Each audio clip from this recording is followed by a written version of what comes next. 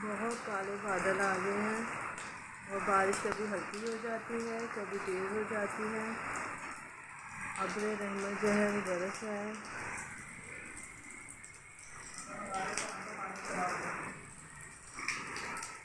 गर्द आलूद पानी जो है ना वो हो गया है सारा। मिट्टी बहुत ज़्यादा आ रही है, बारिश के साथ मिट्टी बहुत है। मौसम कदरे बेहतर हो गया है बारिश होने की वजह से। और बादल देखें कितने गहरे आ रहे हैं, लग रहा है कि बहुत ज़्यादा बारिश अभी मुतवक्को है।